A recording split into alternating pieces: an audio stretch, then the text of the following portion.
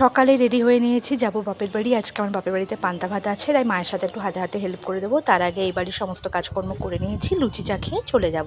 এইবারের পান্তা ভাতের সমস্ত কিছু কেনাকাটার দায়িত্ব ভাইয়ের, আর সাথে আমি একটু হেল্প করে দেবো, কারণ আমার বাবার হয়েছে পক্স, তাই বাবা বাজার বেরোতে পারবে না। জীবনে প্রথমবার বাবাকে দেখলাম পান্তা ভাতে বাড়িতে বসে থাকতে, আর সমস্ত কিছু আমরা করছি। সমস্ত কিছু বাজার করে আনার পর মা দেখিয়ে দিল কোনটা কীভাবে কাটতে হবে, সেই সব মেনে আমিও সমস্ত কিছু বসে পড়লাম সবজি কাটাকুটি করতে। সবজিগুলো কাটা হয়ে যাওয়ার পর সমস্ত নোংরাগুলো ফেলে দিয়ে এলাম, তারপরে ভালো করে জায়গাটা পরিষ্কার করে নিলাম। এবারে মাছ ধুতে বসবো। আর দেখো সমস্ত ছাইরার জোগাড় সমস্ত কাটাকুটি আমি করে দিয়েছি, আর ওই সময় মা ওইদিকে বাটাবাটি করে নিয়েছিল। দেন বসে পড়লাম মাছগুলো ধুতে। এইবারে তো মাছ 3 কেজি এসেছে, অন্যবারে 6 কেজি আসে, কারণ যে মানুষটা সব থেকে বেশি খেতে ভালোবাসে সেই তো এবারে সেরকম খেতে পারবে না, আমার বাবা, সেই কারণে।